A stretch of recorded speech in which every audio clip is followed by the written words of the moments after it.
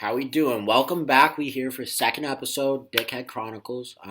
First, I just want to thank everyone of the select few that I sent the first one to. Great feedback. It's going to be a slow process. I'm not expecting too much out the way. We're going to change the video eventually once I get the official cover photo, cover art for it. That's in the works. It's going to be fire too. So just know we got some things in the works. But yeah, we're episode 2 right here, back like we never left. The title, the quote of the day, the quote of this episode is just comfortably uncomfortable. I'm gonna get into a life story about this. I'm gonna get into a dickhead story about this. Most of the topics tonight are just gonna be about comfortably uncomfortable. And I just want to quickly kind of break down that phrase to you guys. If you know me, you know I got all the different types of phrases, all my different type of proverbs, all my type of shit I say a lot. And comfortably uncomfortable kind of came about maybe like 4 or 5 years ago. Um, and basically, it's just let's break it down. So the first word is comfortably, and this is something I'm always gotta be in how I dress, and how I walk, and how I talk, how I drive. Just basically the moment I leave my house, I go outside, I'm just always got to be comfortable. And, at a young age, I remember, trying to have to fit in and things and, being young in the class and all this other shit. And, like, someone told me a long, long time ago, they were like, Luke, if you're not happy with yourself, you don't love yourself, if you don't like what you're wearing, if you don't like what you're doing, how do you expect other people to, show you love? Because that love that they're showing you, genuine or not, you're not going to feel it if you don't love yourself. And so taking that just, in simpler times, just comfortable. I'm just always got to be comfortable. Now, on the flip side, the second word is uncomfortable. And so, being a black man, um, being the person I am, just forget the blackmail part. You know, I've been in enough situations where this isn't the best situation. This isn't the planned situation. This isn't the situation that like I'm in the driver's seat for. And so I've just been in a lot of uncomfortable positions. So combine those things together. When I say uncomfortably uncomfortable or be in positions where you're comfortably uncomfortable, you gotta always be comfortable with yourself, confident in yourself, to know that in any situation, no matter how uncomfortable it is, you have to have some level of like, no matter how this goes, I'm comfortable. I expect the outcomes. That means now, granted, that doesn't mean, oh, I'm just positive about everything no matter what happens. No, no, no. I'm saying you weigh the wins, the losses, the good and the bad. You look at any situation that I'm comfortable doing whatever I'm doing right now, knowing that for most people, this would be an uncomfortable setting. And so that's just the breakdown of the phrase of the day. And we're just gonna get into some general things. COVID's still going out here. We're slowly reopening. Rest of the country fucking up. California. I read today they just passed New York for the most cases. Fucking Hollywood, dumbasses. Celebrities. They really think they'd like that because you got famous. Bro, wear a mask. Wash your hands. Stop hooking up with the same group of people. This ain't college no more. This isn't liberal arts school. Why are you doing the same shit, the same dirty shit with the same dirty people? You feel me? On another note, though, I don't know. Every year July comes around. It's middle of the year, solstice, all that shit, whatever it is, weather stuff. I barely passed that class back freshman year, but hey, passed it though, right? Uh, why is it this hot on the East Coast, bro? It's been like straight 90s in Massachusetts for the last 2 weeks. And I'm talking about 90, 90. Not like, oh, it's 91, 92. Like, nah, why is it 98 degrees? Why do I wake up at 6 a.m.? It's already 82. I'm recording this right now at midnight. And it's goddamn like 84 degrees outside, bro. We live in Massachusetts. Why is it this hot? Why? Why? But then again, I do know why it's this hot. Like, if we would have just elected Al Gore back in the day, then we probably would have at least more knowledge about the situation. It's global warming, man. Mother Nature taking this whole COVID time to let everybody know. Humans, y'all ain't shit, okay? Animals are back roaming around. I done seen a coyote the other day on my street. If you know where I live, like, yeah, there's coyotes around and shit. But, like, yo, my guy, like, yo, why you looking at me get out my car? Like, bro, I ain't that far from the city. I'm literally a 5 minute walk from Boston. Like, boy, coyotes out here like that in the summer? Bro, chill, chill, chill, chill. But this heat though, really like, and it's to the point like it's not even like always that humid. It's just like fucking hot all the time. Like every single hour of each day. Like I know I said 25/8, like extra hour, extra day for my ass, but like yo, this heat is fucking crazy right now. It's fucking crazy. Um, Now that we, just handle general stuff, life update. Let me just update everybody real quick. A few of you maybe know this because I've been real selective in who I've told this. Technically, I guess I've been lying for like 6 months now, but fuck it, you can't let everybody know your fucking moves. I'm no longer in law school. I'm gonna just break it down to y'all like that. This past semester, this past February, I just decided, you know what, fuck it, I'm done with this shit. And for y'all that didn't know, I was at Indiana University, Maurer School of Law. I was in my 2L year, so I was in my second year, halfway through, done with 3 semesters, had, 3 semesters left. And long story short, like, shit was fucking with the mental. Now, let me break it down to you. It was fucking with the mental in ways that I was not ready for it to fuck with the mental. Like, could I do the readings? Could I do the 1 exams? Could I participate in the class? Could I comprehend everything? Of course. Of course. That wasn't the problem.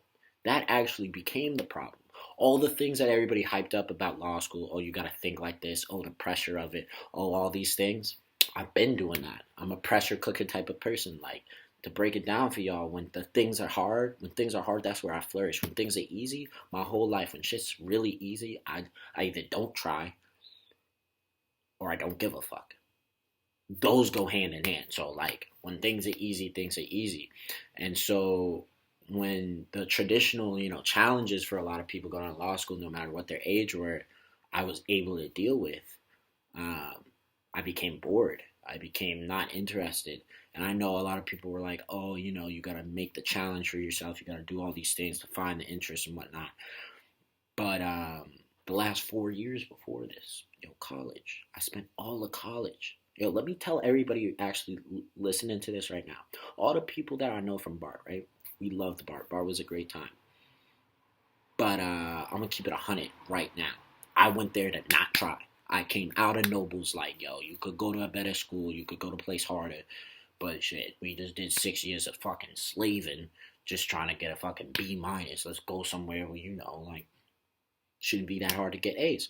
And no, not even trying to be like OD cocky like that, but for real, like from freshman year to senior year of Hobart, each day, each semester, each class, I slowly started to try less. So that's why second semester, senior year, y'all saw me out here showing up to the LSAT the second time, sauced an hour late, only did two points less. And I honestly super scored a section and aced it. So that's why I took it 2 times. You saw me black it out 5-6 days a week. You saw me, doing my ghostwriter things for 2 years. You just saw, raw Luke. That's what happens when Luke doesn't try and don't give a fuck. I.e., Luke is bored. But so I did all those things to challenge myself and see different ways I could challenge myself, which was great. I realized the limits on life that a lot of people set are some bullshit limits. Because, like, you can do way more in life. And I'm saying way more in life. And I can get into all the dickhead stories you want to. Just how I'm pushing the limits on things. But I got to law school and you can't be blacking out going to class. You can't be doing those same challenges. And so if I'm going to class, doing the things I need to do, studying the way I need to study, doing the homework, filling all the boxes, and I have no interest in it.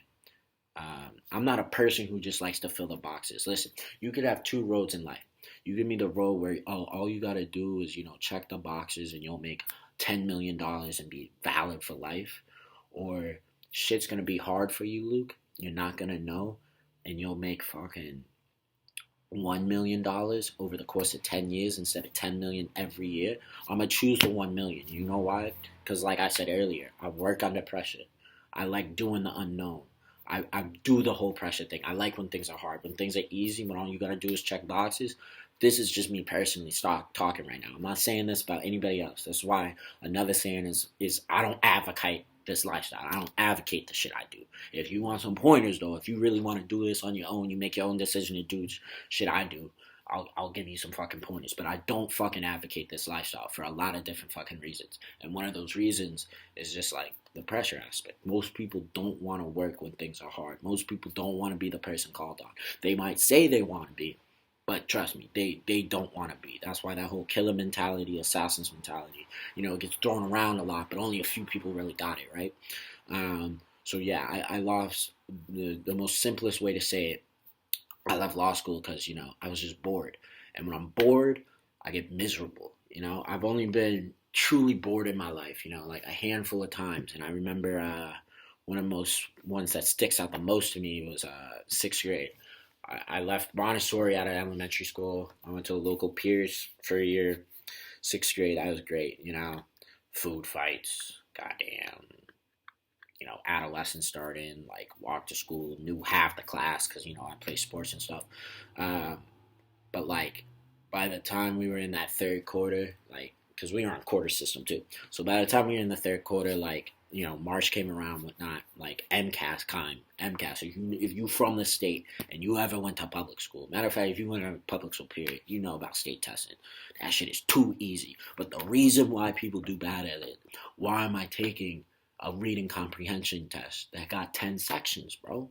I gotta do a reading comprehension that's about to take me 6 hours, and they all the same questions, bro. Like, this shit is easy. Like, don't get it twisted. The shit is not that hard. And I know I'm smart, but it really ain't that hard. Because I seen people back then, like, getting C's in class. They come to MCAS and they acing the shit. Like, bro, why are y'all doing this to us? Especially the black and brown kids. Why are you doing this to us, bro? Why? Why? But hey, story for a different day. But anyways, when I was in that third quarter, like, I just remember getting bored. And when I get bored, I get miserable. And on top of that, I start to really not give a fuck. And if you know me, there's levels of me not giving a fuck. But when I get to that level of not giving a fuck, I'm a whole lot to deal with. And it's not the best look. And so at law school, I was just miserable. I was bored with the academics. And if you also know me, I've always loved learning. I've always been a strong student. Like, that's just what it is. But if I can't find a way to be interested in what I'm learning, I'm not just going to learn it because everybody else tells me, oh, you be a great lawyer. You always love to argue. You come out making $250,000. Like, all these things. Like, don't get me wrong. Those things sound sweet. All those things are cute and all. But if that's not in my heart, then I'm not going to do it. And I'm damn sure not going to do it to the best of my ability. And on, like, a side note to that, like, me being bored, me getting miserable, I started seeing things in myself. I started drinking way more than I needed to, even more than sometimes I would at like bar and stuff. And like the thing is, like, there's one thing to drink socially. It's a whole nother thing to start drinking because like you depressed, you anxious, you have stress on your mind. Just because I was drinking, trying to comprehend why this shit was easy, like trying to comprehend, like, yo, can you really do this? And I did well in some courses, last semester, so this past fall semester, where it was like, yeah, you could clearly be the top student in every class if you just cared. But as a friend of mine told me when I was telling him, kind of this story, a couple months ago, he was like, damn, you're just too smart to give a fuck. And I was like, that's how it is, And so, yeah, I fucking left law school. And one thing before I get into my transition, because I know some of y'all right now are like, damn, yo, Luke really left law school. That sucks. Like, I'm sorry for you, all this. First off, you're not sorry for me. But second of all, if you think I'm done, if you don't think I had a plan set up, boy, then you don't understand this. Like, I wasn't just going to leave law school and be like, ah, shit, let me go fucking work at Staples or some shit. Like, nah, bro, we got the finesse on finesse. Always thinking ahead. But why I left versus why I went. So I just told you why I left, but why I went, I ain't gonna lie. Philosophy major, you learn how to think, you learn, arguments and all that. Always loved to argue as a child, but I wouldn't say I love to argue. I just like to be right. fuck out of here. I'd rather win than lose type shit. You feel me? I talked about that on the first episode. We back at it on the second episode. And side note, all these episodes, they're going to be strategic in what I talk about when I talk about it. They all build on each other. They all connect. So don't think it's one Dickhead Chronicles and then, you could skip ahead and not see. Like, don't get me wrong. You could look at each episode in their own, but know that there's going to be a lot of things that tie in. Because really, it's just a reflection of me. But so yeah, I always like to argue. I like to win. I would always have really good reading skills, really good writing skills. Kudos to Nobles. They taught me this all for 6 years, middle school and high school. Having tests that were 30% of your grade, 25% of your grade, papers that, hey, if you bomb this, good luck getting a B minus because you're not anything higher than that. So I got to law school. Everybody's like, oh my God, it's one exam. Oh my God, bro, I'm used to that. Like I said, I'm used to the pressure. That's when I show up. And just all this exterior noise that was kind of like, you would be great at this, and then some of my own personal goals, some of them are far-fetched to some people. To me, they're all attainable. But law was the easy way out of it. It was like, let me leave Bart. I could go do this thing, get a degree, technically become a doctor, do all these things, come out, make $250,000, corporate, because I wasn't going to be in a courtroom. You didn't want to see me pull up in a courtroom. Let's be honest. I would have finessed too many judges. They would have been sick of me. But long story short, all this exterior noise just talking about, you would be great at this. And you start to feed into it. I'm an only child. I'm very self-spirited. I do a lot of things based on me. But, from your parents to your family to your friends to your professors that like you, professors that don't like you, to just people that you meet, everybody's saying law, law, law, law, law. It's like, all right, fuck it. Like, I'll fucking do this. And actually, after my 1L summit, which was last year, so 2019 summer, I remember, like, I would just go and think and read and just be like, bro, do you really want to do this? Like, after just one full year, I even had the thoughts process in my mind of like, bro, you're bored. This shit sucks, right? This shit sucks. You don't enjoy this, but fuck it. You said you would do it, and the type of person I am is once I apply myself to doing something, once I put that goal out there, I'm kind of like, shit, now I gotta at least go through with it, right? But nah, I had to leave that shit, Started drinking low-key, was a functioning alcoholic out here, not like, oh, I was fucking killing a bottle a day and shit, but there's no reason that my drink of choice should be beer. I shouldn't wake up and shower with a beer. I shouldn't go to Chick-fil-A and have a beer. I shouldn't fucking have Haagen-Dazs with a beer. Like, yo, what the fuck is you doing? Alright? You goddamn go to Stop and Shop to buy cases of fucking Poland Springs because it's the loophole and it's the best water. And you ain't even drinking that. Like, you sipping a bottle of water like this, right? Like, got it right here. I would do shit like that. And then be like, alright, let me go get a beer real quick. Like, yo, what the fuck is you doing? Like, I saw in my health, I started losing weight. Skin was all fucked up. Not like it's perfect, but shit was OD. Like, like I wasn't sleeping well. Mental just was kind of like I said, bored. I get miserable. But one thing about myself that I've also always been good at is, for the most part, I'm good at hiding my emotions and being very strategic in how I show myself to different people. So on the exterior, a lot of people couldn't realize I was wrong. Parents couldn't really realize I was wrong. They were like, yeah, you kind of drink a little too much, but we don't really know. Professors were like, hey, I mean, Luke's skipping class, but at the end of the day, he's top 10% in the class, 90 percentile in the goddamn grades. So, and we want to give him an A, but we got to give him a B minus because this kid's skipping class. That's another thing. If I'm skipping class, there's something wrong. Because, bro, all I got to do is go sit in a classroom for an hour every day for like 4 courses. You can't do that, Luke. Something's fucking wrong with yourself. So that's why I left him where I went. Now, transition out of this stuff. This is how it really relates to the comfortably uncomfortable thing. So in law school, for the things that would make a lot of people uncomfortable, I was super comfortable with. But because I was comfortable with that stuff, that made me uncomfortable. And to that phrase, I really want to, kind of profess this right here. It's a great phrase to live by. It's a great way to like gauge situations. It's a great way to be aware of things. But whenever there's either too much comfortability or too much uncomfortability. We're going to start with too much comfortability, right? When things are too comfortable, shit seems sweet. Shit, A, seems like you on top of everything, which is a lie.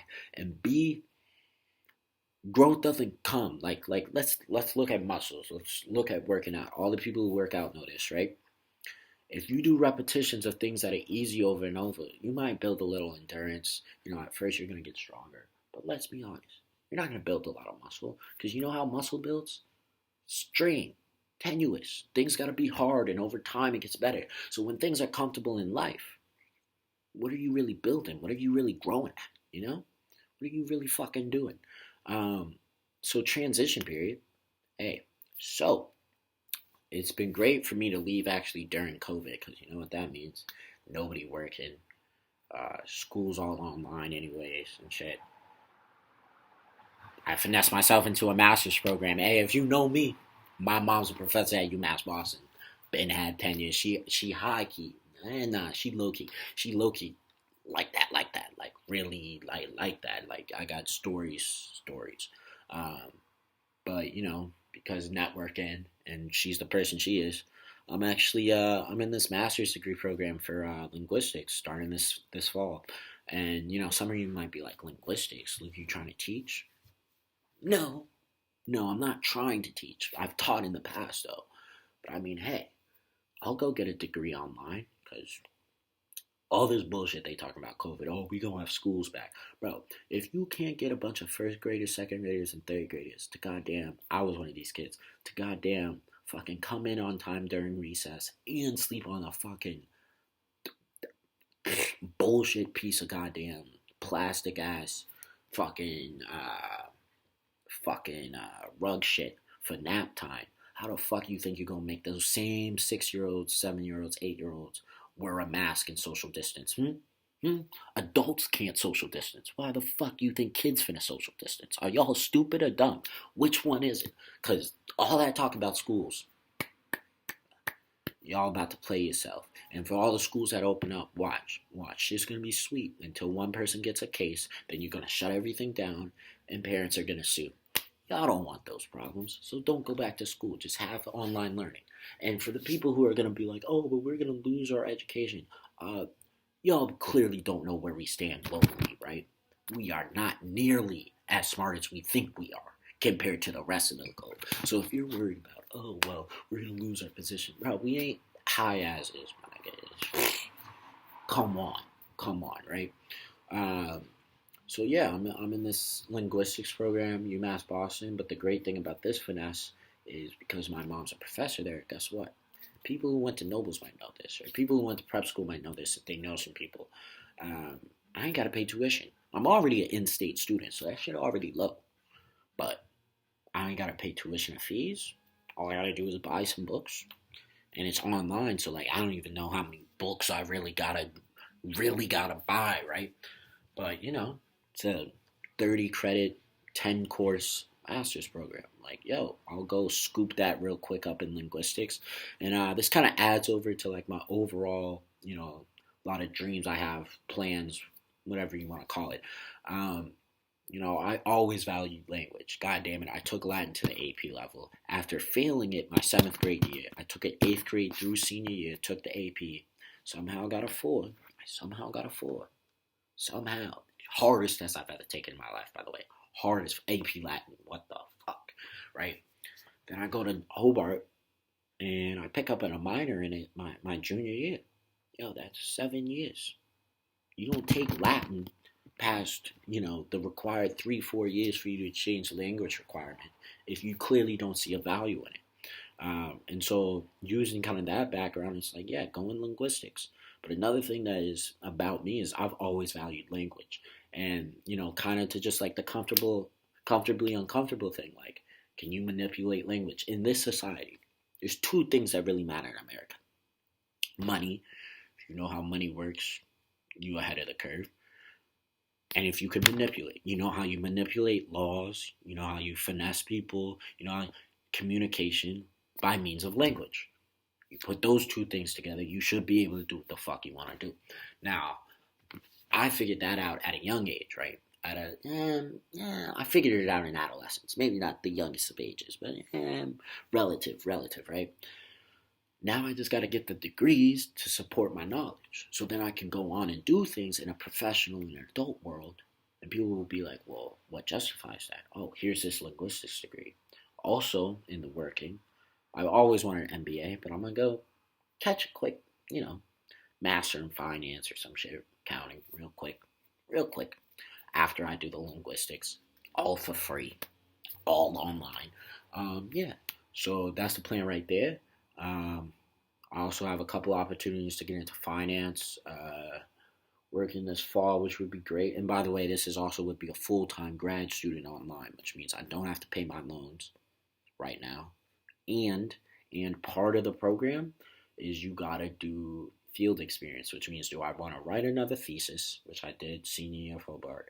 I could, or they pay me to fucking teach. And I'm not talking about, ooh, we teach in elementary school. I get to be a professor, nigga. What? Thank you. Me as a professor. That's crazy. That's crazy. All I gotta do is lecture, be a grad assistant for like another professor, teach intro to Latin or something like that. Just make tests all about charts. Do you know your declension? Do you know your conjugation? Honestly, the simple shit. And make like 40, 50 grand, 30, 40 grand doing that. Bro, mind you, that would be part of the program. I could still work on the side. So all these people who, they've kind of been in my ear after I told them my decision to leave and what I plan to do next and whatnot. This podcast is another thing that, like, now that I'm not in law school, I can do this because, how they judge you in law school. It's like, bro, there's no way I could have a podcast like this because the bar wouldn't pass me as is with my speeding tickets. You think these niggas gonna pass me if I had a podcast called Dickhead Chronicles? Fuck no.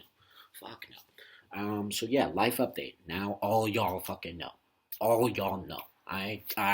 All y'all know. And for the people who want more information, want to talk deeper about it, hit me up. Y'all either got me on Snap, the Gram, or my number. If you ain't got none of those things, then you don't know me and you don't need to know. Simple as that. And so that's kind of a quick update on life, and that's also one way to see how the whole comfortably uncomfortable saying can be in the negative. Now we're gonna get to the dickhead story, which is a new segment I'm adding. Someone who really I could see really helping me out with this podcast, gave me a lot of good feedback, and he's gonna be a guest on here. Oh, he's gonna be a guest, and we're gonna talk some crazy shit when he's a guest. But we're gonna, new segment is Dickhead Story. And so that's just me giving a story, how it relates to the quote of the day, or to what we're talking about, or just how I'm feeling, or what y'all want to know about me. Is it really real? Do Luke really do this? Yes, sir, I do. And so that segment's coming up a little later. So yeah, life update, general's going well. Can we just talk about Black Lives Matter, Nick Cannon came out, just when I was getting over Deshaun Jackson's dumbass. Nick Cannon want to come out here, also say some anti-Semitic shit. Yo, we trying to make progress, right? As a black community. And honestly, we can. But how come every single time we like to take shots at the Jews, bro? The Jews. Why can't we talk about the fucking Catholic Church and their pedophilia problem? And before all you Catholics are like, what are you talking about? You know what the fuck I'm talking about. Get the fuck out of here, right? Well, I'm Christian too, but the one time I went to a Catholic church, they were like, you can't participate in communion. Nigga, what? We both read the King James Bible. The fuck are you talking about, bro? I'm in the Bible. Luke, I'm in the Bible. Pope Saint Francois, where are you at? I don't see you in there. But yeah, Nick Cannon came out and he said some anti-Semitic things on the platform he has. Granted, I don't like Nick Cannon's music. He's garbage. His last good movie was Drumline. This man does Wild and Out. He's a poster child for like Viacom and CBS. But if you know, like, he's not actually a poster child. He didn't really sell out or anything. Like, he has a platform. If you really listen to what he says, prior to this, he has some really smart points. As the cool kids say, he's woke. But what I'm saying is, why do we say people are woke, bro? If you're not awake, the fuck are you doing speaking on shit to begin with? Think about that one. But yeah, the Nick Cannon shit, bro. Just like the Sean Jackson. Why we gotta take shot at the Jews, bro? The Jews. I'm not even saying like I have no problems with Jews, Muslims, anyone of any religion. Why is it always the Jews, bro? And especially if you know the history. Like if you know the history of those people, like taking shots at them can't be the smart thing when we're trying to rebuild or build up the black community currently in 2020. You're gonna take shots at the Jews. Come on, Nick Cannon. You gotta be smarter than that, bro. You gotta be smarter than that. In relation to that, Goya, their president, CEO, CFO, some shit, backed Trump, and then I saw the Trump administration out here posing with Goya. This is from a real nigga right here. I don't give a fuck about Goya, alright? Outside of they beans they sell, and I'm talking about they black beans and their occasional black eyed peas. Outside of their beans, though, let's be honest. I'm gonna have a real serious talk right here, right? If you gotta use Goya's pre-made adobo, pre-made rub, any of their pre-made seasoning, you don't really know how to cook. You really don't. All right, all adobo is onion powder, pepper, salt, and paprika. Bro, the only seasoning salt you should really have, and this is my black heritage talking right now. So if you're not African American, you can dismiss this. I'm not talking about what my Italians or what my Spanish people or what my just, Caucasian people or Asians use in their spice drawers if they got a spice drawer. But in the black household, it's Old Bay or die. Right? If I don't see the Old Bay, that's a problem. But if I see the adobo, if I see the goddamn, what do they got? The chicken seasoning, the fish seasoning, boy, if you don't know how to cook salmon correctly, why are you seasoning it to begin with, alright? If you don't know how to goddamn make chicken and rice with beans on the side cooked correctly, I don't give a fuck what goddamn seasoning you use. This shit still ain't gonna taste right, right? So all the Goya stuff going around, people like cancel Goya, all these things. From one real nigga who knows how to cook to another person who knows how to cook. And I'm talking cook, no recipe. They taste their food when they cooking it. If you ain't tasting your food when you cooking it, I don't trust you. Because how do you know it tastes good without tasting it? That don't make no sense, right? Another thing, if you don't wash your food, like prep time, if you don't wash off your vegetables, you don't wash off your fruits, but then this is another black antidote right here. If you don't wash off your meats and your fish, okay? Let me tell you something. We're not on the same level when we're talking about cooking right here. We're just not. And I'm not even trying to say I'm the Chef Ramsay of this shit. God damn it, I'm not the Martha Stewart of this shit. But I damn well know you're supposed to wash your chicken. I damn know well. When you unravel your steak before you slap it on the grill, all y'all like to slap it on the grill and nah, fucking lay that bitch. Feel me? Wash this shit off. Just wash it off. Just put it on some water, wash it off, then season it. Now some people clean their meats, they goddamn let it soak in the sink for 3 hours, they'll fucking wash it with soap and shit, they'll use a brush. Hey, you must be cooking for either a lot of people or you from the South. I'm neither of those things when I cook, so I'm not doing all that on the day to day. Now, if I want to pull up with a cookout, we don't have a fair at our house or something, and it's on me to make the food, then you might see me put in that type of effort. But generally, not doing all that. Last thing about Black Lives Matter. And so I know I didn't make a podcast last week. I was real busy. Had to move an apartment. Had to do some things. What are up with all these goddamn distractions, yo?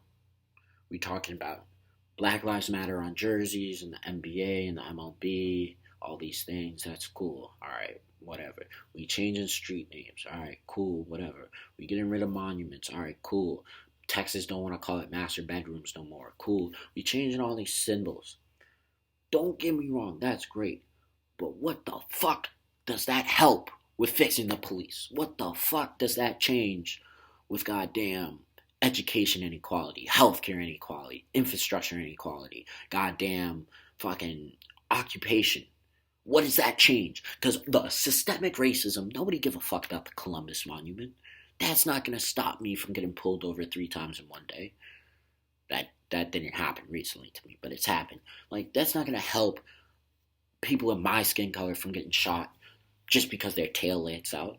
Okay? So while everybody's getting hyped about these street names getting changed and these symbols being changed and you're learning history, don't get me wrong. It's great that we're learning history. It's great for us not to, fucking fly Confederate flags everywhere when you know they're symbolic of something. Because let me talk about this real quick. A lot of people were like, oh, but it's just a flag. No one ever in the history of the Confederate flag was waving that flag around because they like the colors of the flag, or they like the pattern of the flag, or they like the texture of the flag. They were waving that shit for what it symbolizes. White supremacy. Look it up. Look it up. White race over all colored races. Look it up if you don't believe me, right? So when people take down, the flags, or they call for monuments to be changed, like the Columbus one, or they call for things to be changed, don't get me wrong. They want you to take it down because as much as you might think it's just a monument or it's just a street name, it's symbolic of something more than just how the letters add up or the pattern or the texture of the material. It symbolizes something that we're trying to change in this country. So if you're for it standing, I hate to break it to you, you don't want to change any of the inequality. On top of it, if you're so for, all these Columbus statues being built, or not being built, not being taken down, put them in the museum. We got hella shit in the museum. Go to the Smithsonian. You know what I mean? Go to the Met. Go to all these different museums that literally every state has. They don't gotta be on the corner next to the school, though. Like, that doesn't make sense to me. We don't got none of the other stuff that's in museums just lying around. They don't find a goddamn dinosaur bones in the fucking Yellowstone, let's say, and just leave them in the Yellowstone. They take them shits and put it in the museum. So why can't we take the Columbus statues, put them in the museum? Why do we need 1,000 goddamn Columbus statues? But I digress. Still to the point. Those are great things to change. But black people, this is all we wanted coming out of George Floyd. Can we fix the police? Can we ban chokeholds? All right, that's a start. That's a start. What I'm trying to figure out is how can you have body cameras and turn them off? That defeats the purpose of a camera. And even when they're on, what we're learning are a lot of these bad cops don't give a fuck. They gonna do what they gonna do, which means something that could really change something is qualified immunity. Why all of a sudden, just because you got a badge and a fucking gun, if you do something wrong, you're outside of the law. You're immune to being prosecuted. All you get maximum is fired, and now you become a security guard for goddamn the Brinks truck. Them niggas make $100,000 a year too. So you still making your paper, you still getting that pension. Boy, qualified immunity is the dumbest thing known to man. How are you gonna have a law in place, but based on your occupation, you don't have to apply to that law? But it's a universal law. Riddle me that. Riddle me the fuck that. Don't make sense, exactly. Um, so that's just my 2 cents on some things going on in the BLM world, as they call it. And when I say Black Lives Matter, I've been looking at some podcasts. I've been looking at a lot of different articles, hear from both sides. I'm talking about literally Black Lives Matter. Like, how can we make it so black people are equal to everybody else in this country? How can we close inequality? Now, the whole organization, Black Lives Movement, political group, activist group, all that stuff, I'm not talking about that, okay? Don't get me wrong. I got a whole lot of questions there, too. But when I say it, I literally mean, how do I help me to become equal to y'all? That's all I'm speaking on, okay? Literally, Black Life Matters.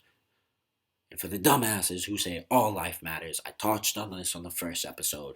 Go look at it there. I'm not getting back into it. Sports world, on a little lighter note. Let's go on a little lighter note.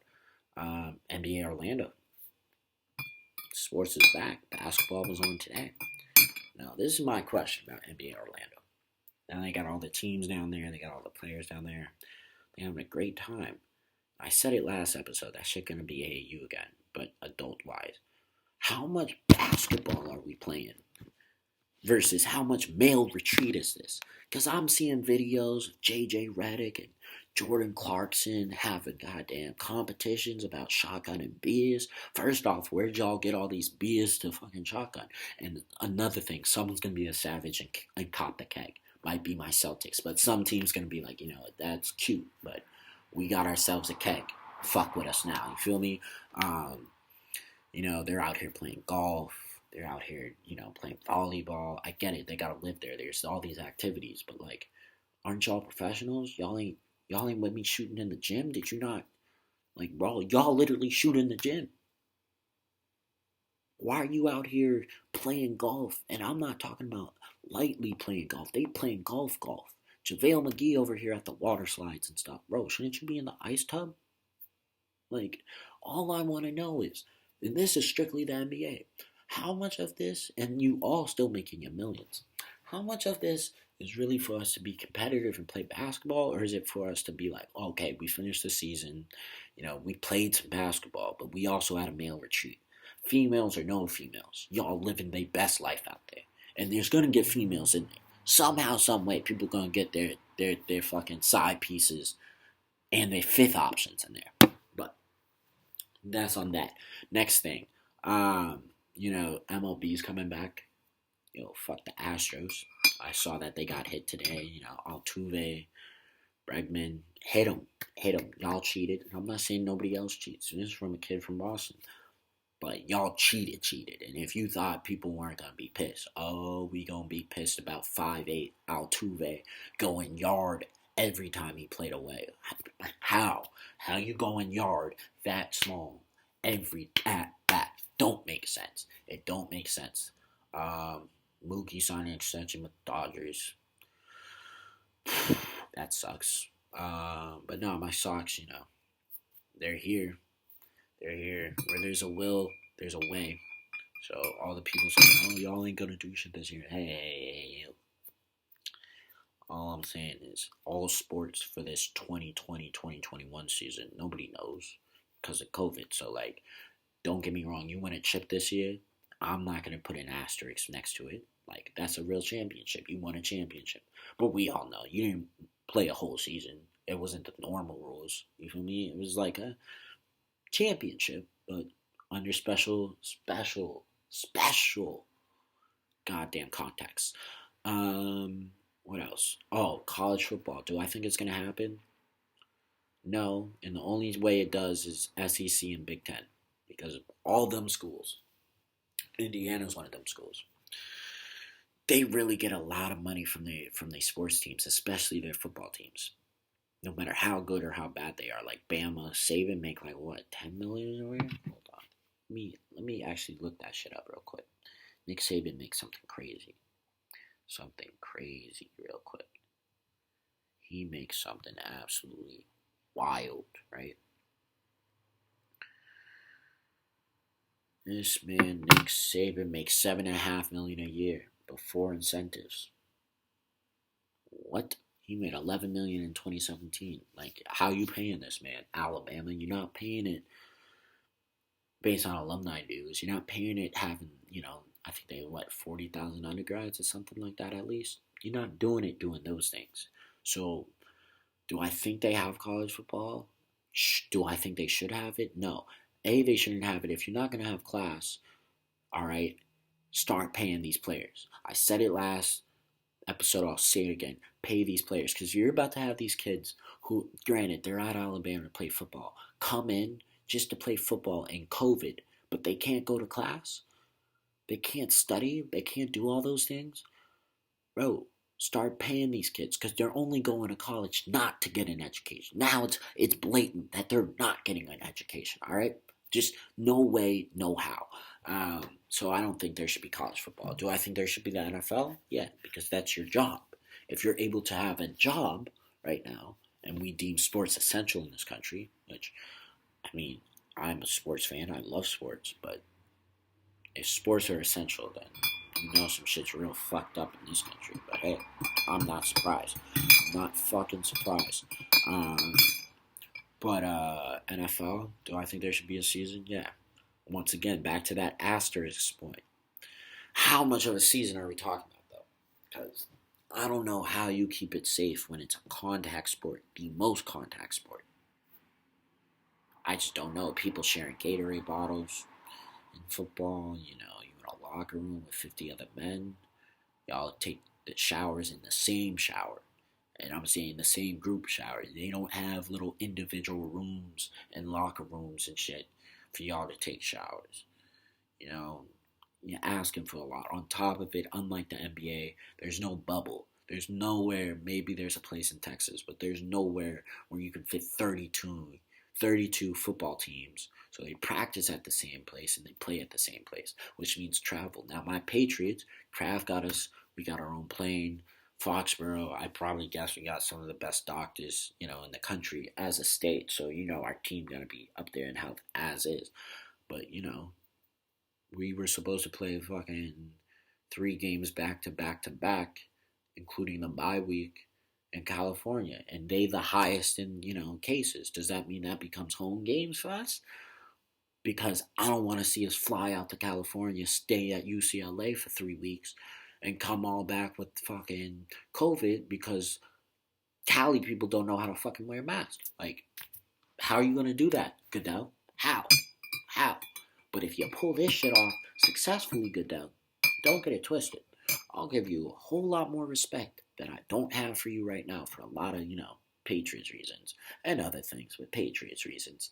But if you pull this shit off, then hey, real recognized real, you did it. You fucking did it. You fucking did it. What else? Hockey coming back. I talked about 4 major sports last episode. Check that out. Um, yeah. So, Dickhead story. Here we are.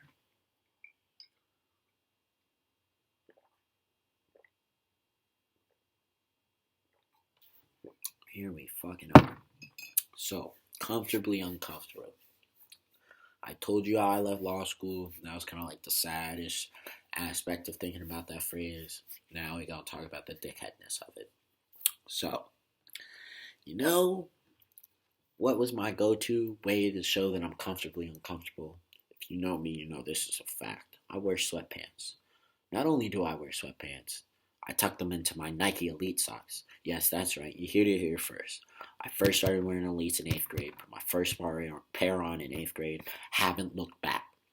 If I'm not doing something dressy where I gotta wear a suit or I gotta be in dress shoes, I'm wearing Elites. And if I'm not doing that and it's wool socks or something else, it's either fucking cold or I didn't do my laundry. But 90% of the time, I'm wearing fucking Elites. That means I'm paying at least $12. Now Nike charges like $15 to $18 because they came out with Hyper Elites like 4 years ago. Not 3 years ago, 3 years ago. And that's all they sell, right? I got some shit on right now. I got the USA shits on right now. Red, white, and blue. Hey, got them on though. If I'm going to pay $15 for one pair of socks, I should be able to wear them whenever I want to. So, I like to wear sweatpants. Specifically North Face sweatpants. Because they're warm, they're soft, you know, they're not too baggy, they're not too tight type of deal. Tuck them into my socks. I've worn them with Sperry's, I've worn them with Jordans, I've worn them with Nikes, I've worn them with flip-flops, I've worn them with moccasins. And this is all outside. Oh yeah, I wear moccasins outside. I have 3 pairs. LL Bean. If you know, you know. Lifetime warranty. Is what it is. When they get old, I turn them bitches in and get a new pair for free. But you didn't hear it from me. You heard it from... you heard it from me because a lot of people don't know about that. Yeah. So I like to wear sweatpants a lot. I do. I'm not a big jeans person. Never have. Never will be. But senior year, Hobart. Me and my man's Chris Cambio. Maybe he'll start watching this. I don't know. Maybe not. We started to say, fuck it. We're just gonna wear sweatpants out. 2 Parkers, which is the go-to bar in Geneva. 2 Parkers, go out to parties in straight up sweatpants. And when it first started, It was like, damn, look at these sloppy, bummy ass motherfuckers, right? And person I am, I don't really give a fuck what too many people think, especially on superficial things, on things that don't matter. Fucking sweatpants, bro. It's fucking January. It's fucking December. It's fucking 10 degrees outside. All you females out here wearing clothes that you don't even wear during March break, but you wear to look good, when it's 20 degrees outside. That's why you finna be sick in class, and I'm gonna skip class so I don't get sick. Me, on the other hand, I'm gonna wear sweatpants and a hoodie with a long sleeve thermal underneath and be fucking warm, plus the liquor jacket, so I'm gonna be real warm in this weather, right? Started off, people were clowning us, I got the snap stories, whatever. Cool, cool, cool, cool. But, me and him kind of decided to do it because, we were comfortably uncomfortable. Like, let's be honest, you're going out senior year of college. You know what the fuck you're doing, but if you know me, dickhead, so anything can fucking happen. And I mean, anything can happen. Boy, people might get arrested. I've never been arrested. Matter of fact, I've only been cuffed once. And it wasn't even my fault, so I've never been arrested. You gotta catch me first. You feel me? You feel me? You gotta catch me. You didn't catch me, then you didn't catch me. People might get in a fight. You know, some things might get vandalized. All things that don't happen to me. I just watch them, right? And so those are uncomfortability. You never know what might happen when fucking pregame for 2 hours. You're hammered before you go outside. Then you go outside. You have a couple road beers or something. Get more hammered, right? So in order to be comfortable, let me throw on my favorite thing to wear: sweatpants. I got pockets. You feel me? Um, they're warm, but they're not too warm. If you like that, if you think about it, maybe wear the shorts underneath. So if you go out somewhere and it's a little too hot, take them bitches off. Not the ripaways, not the ripaways, but you got shorts underneath. If you know about wearing shorts under sweatpants. Now, if you wear them under khakis and jeans, what the fuck is you doing? Even when that shit was popular in like 2012, what are you doing? That's just uncomfortable. But under sweatpants, fair game, fair fucking game. Yeah, we started wearing out, and after like 2 3 weeks, into senior year, we started getting fucking people hyped over it. Like, because me, like, just because I'm wearing sweatpants don't mean I don't have to match. That don't mean I got the most heat on the feet. Just know the feet sees it well. Just know I'm matching. Just know, like, if I run into a situation where somebody's like, "Oh, you really a bum?" I'll be like, "But I'm matching though. I got $15 socks on. Got some. If they were death stock, $300 shoes on. Might have a sweatpants on. But hey, I'm comfortable. I'm comfortable. You can't hate on that. You can't hate on my comfortability. You feel me? Yeah, but people started hyping up. And I remember once this got into like second semester and stuff. We would do it every fucking weekend. Every fucking weekend, especially the gray sweats. This is the time where females started hyping up the dick print and gray sweats, which I'll speak on all that BS episodes from now. But nonetheless, wearing the gray sweatpants, warm with the Tims, with the flop, with the Tims. Never fucking tied a pair of Tims in my life. Never fucking plan on doing it either. I remember one night, these girls, Hobart, they came up to me and my boy Chris, because they were like, "Where's the sweatpants?" We hadn't done laundry, slash the sweatpants were finally like dirty, like, yo, I got mud on them or something. Like, bro, I can't wear this shit out. Um, or I shit my pants. Who knows? Who knows? Senior year was a whole movie and a half. Who the fuck knows? Um, but anyways, they were like, "What happened to sweatpants? Are you okay?" And I was like, "Oh, just wearing khakis, nobles, went to prep school. Like, after sweatpants, I'll wear some khakis till I die too. Like, don't get it twisted. Got used to them shits for 6 years.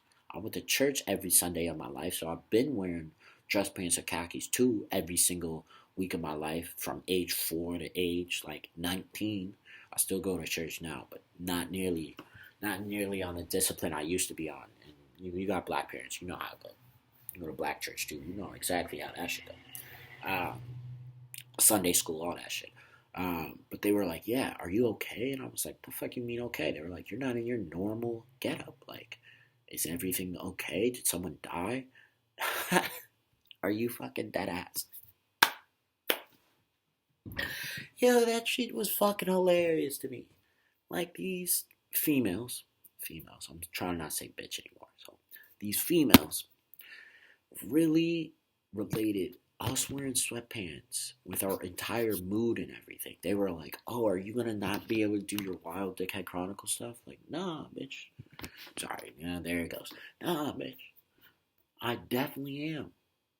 Just because I change my pants don't mean I change that I'm still comfortable. See, the comfortably uncomfortable thing isn't just what's on the exterior, it's what's on the interior. I'm comfortable in the mind. If I'm comfortable always in the mind, no matter what the situation is, don't get me wrong, I get nervous, I get anxious. A lot of the times I don't know what the fuck's gonna happen. But I'm comfortable in my mind. Yeah, I'm comfortable in sweatpants, but shit, you could make me wear fucking overalls. I'm still gonna be comfortable because it's a mindset. I'm trying to teach y'all a fucking mindset up here. Um, but yeah, still did something that night. Probably got the evidence somewhere, but it's in the archives. But yeah, just dickhead story. We wore sweatpants to formals, and for all the people who would be like, "Oh, you really wore sweatpants with Yeezys to formals." Yeah, y'all also let other people wear goddamn Real Madrid jerseys and they don't even watch soccer. Y'all let people walk in with hockey jerseys and a t-shirt and be like they're formal. You think I'm gonna pay the $40 to go drink some craft beer? Fucking, and take this one bus with everybody else? Nah, fuck that. I'm gonna drive. I'm gonna get there when I wanna get there. And if they gonna do that, I'm gonna wear sweatpants. Because granted, when I wore my sweatpants to formals, I still had the blazer to match. You know, we used to go to De Lago, the casino, sweatpants, blazer, and button down. Waist down, we're here to play, we're here to party. Waist up, it's business. Business, casual. Casual, business. Same shit, different day. I don't know how else to tell y'all. I don't understand why it was such a epiphany for people to be like, he really wears sweatpants. Yeah, I know. It's not the normal dress code. But if there's no dress code, and y'all are out here wearing Salvation Army quality clothes with 1,000 wrinkles and pit stains, and you got females over here barely wearing clothes. Don't tell me because I'm smart enough to put on some clothes that I like to wear, that I'm matching in, that fits the weather, that I'm the one underdressed.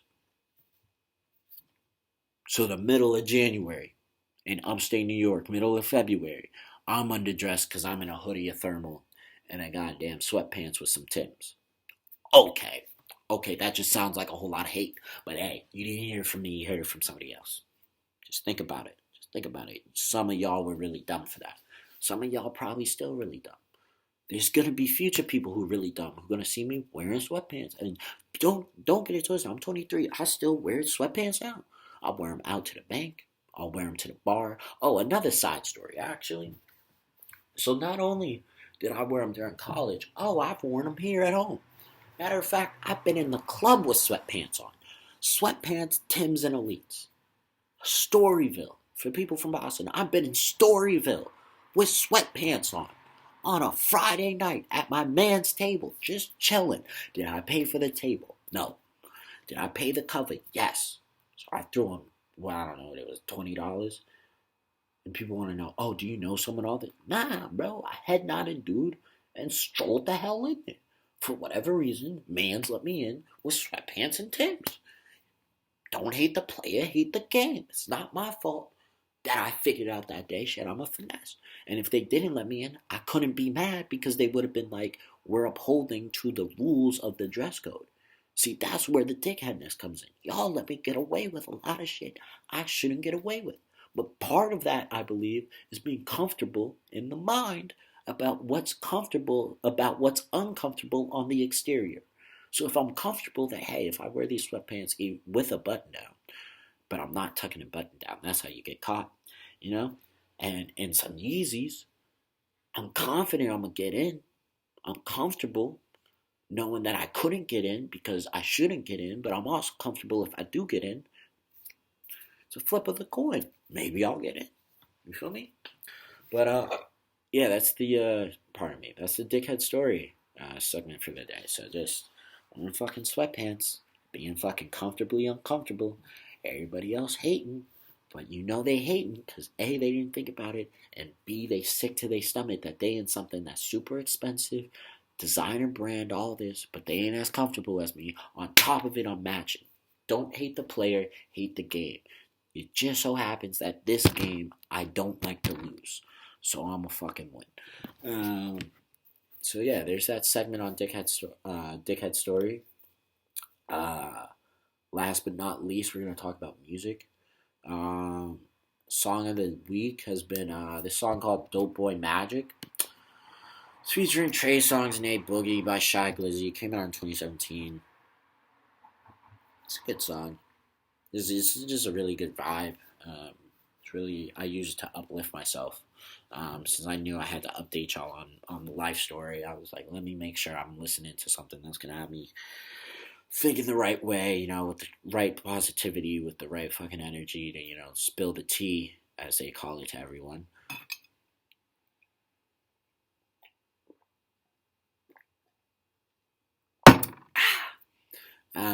In other news, Drake and DJ Khaled new music. Honestly, Pop Star, Grease, that other shit with that hoodie person that Drake put out. It's kind of trash, bro. It's kind of trash. But because it's Drake, especially Drake at this level of his career, with the co-signing DJ Khaled, you know what that man does. Since actually producing to where he is now, where he hires a bunch of producers, but he just puts the master on it and takes the money and cuts them a check. I mean, we know when he teams up with people, especially Drake, the shit gonna sell. And like Pop Star, for instance, like I don't like the song, I don't like the cadence that Drake's going with, but like, did I bump it in the car earlier? Yeah, the shit slaps. Like, like the shit's gonna slap. Like we knew what it was gonna be. You're dropping 3 songs that not album related, out of nowhere. They're gonna slap. As I'm making this, J. Cole on the other hand dropped 2 new songs today. They both on the cloud as well. Them shits, he's spitting. He's spitting. He's spitting. He's spitting. Not quite, some of the stuff that's prime Cole, but you get new J. Cole, it's gonna be good. I'm still waiting for Kendrick to drop something. Boy, I feel like for whatever reason, I feel like Kendrick gonna come out with a fire album or something like in October. Hasn't said nothing. He hasn't spit nothing for like a year and a half, right? For like a year and a half now, he hasn't really done much, right? Haven't heard his name. He hasn't posted nothing about, police brutality. He hasn't done nothing. Either the industry got him, which I doubt, or that man, he on something. He a mastermind. Um, and the big story in music, in rap at least. Well, 2 big stories. First, you got Kanye. Real quick, I touched on this last week. I don't got time for this man. I said it last week. I'll say it again. The man changed the moment his mom died. It's a fact, and it just speaks to the value and the power of the black mother figure in the black community, especially for black men. It's just a fact. It's just a fact. But he was out here talking about Harriet Tubman or whatever. He wants a divorce from Kim. Said since day one. Name someone who's been successful with the Kardashian family. Scott Disick, and he's a white man. All the other ones, all the other black men who smash them, who get babies by them, all of them. Maybe Tristan Thompson, but he's just a dog. He just a dog. That's all that is. And he chose the ugly sister, so I can't really give him that much props. But none of them end up doing well after the fact. Reggie Bush didn't end up doing well after the fact. Tavon Austin didn't end up doing well after the fact. Chris Humphries, Travis Scott, ASAP Rocky, I think Kyle Kuzma, Devin Booker, who knows, Ben Simmons, Kelly Oubre, who else we got? Um, Fucking Chris Humphries, if I didn't say that. Ray J kind of went up, but not really after that sex tape. I mean, the list goes on and on. They are a cursed family. Do I really believe in curses like that? Not necessarily, but yeah, they're cursed. They're gonna benefit. They billions going up. They gonna make that money. Kris Jenner, mastermind. She gonna make sure her offspring keep on making that bread. But you, the male, rough, rough.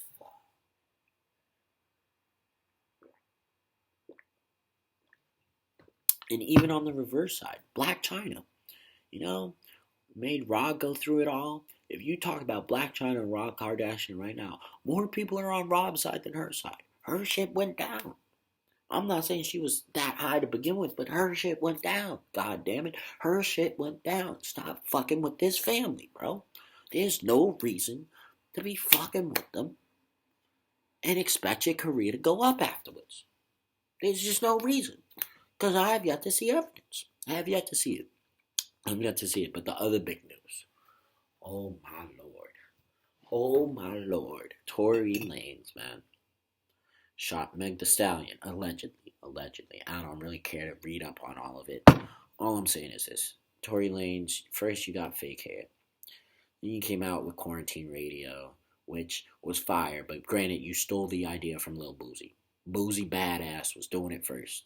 But in today's time, he don't got the same clout that you got. If Boozy was on Instagram doing Quarantine Radio type things, when Wipe Me Down came out, when Independent INDEPE, when that was popping, Boozy Badass with Webby and the boys, oh, he would have blown Tory out the water.